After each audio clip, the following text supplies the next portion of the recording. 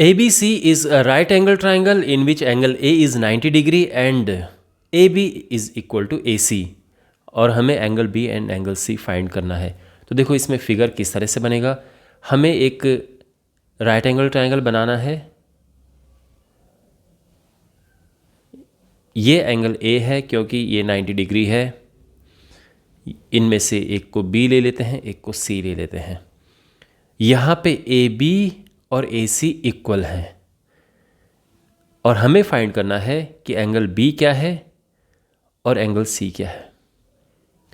तो देखो पहले मैं आपको सिंपली समझा देता हूँ। क्योंकि ये दोनों साइड इक्वल हैं और ये आइसोसेलेस ट्रायंगल हो गया क्योंकि दो साइड इक्वल हैं, तो आइसोसेलेस ट्रायंगल में क्या होता है, इक्वल साइड के सामने के एंगल इक्वल होते हैं, जिससे ये एंगल और ये एंगल इक्वल आ गए।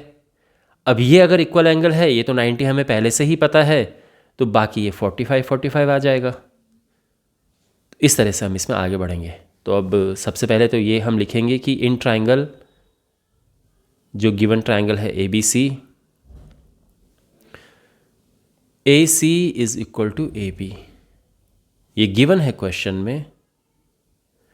तो therefore angle B is equal to angle C हो जाएगा।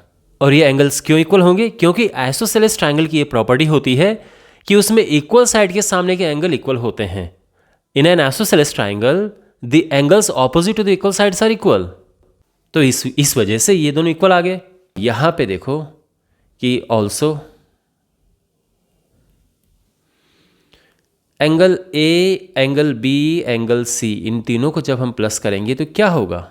Angle sum property. ट्रायंगल के तीनों एंगल्स का सम 180 डिग्री होता है। अब एंगल A तो है 90 डिग्री, क्वेश्चन में ही गिवन है। एंगल B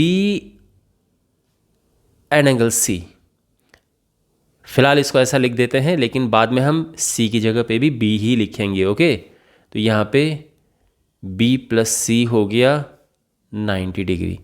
अब हम क्या करेंगे, यहाँ से सब्सटीट्यूट करेंगे।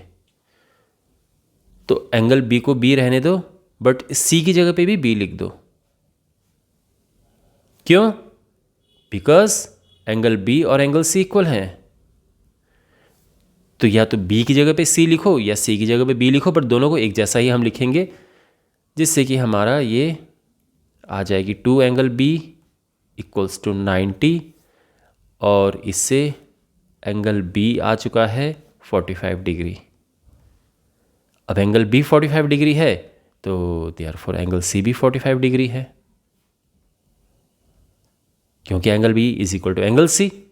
और यहाँ पे ये आंसर हमारा आ चुका है।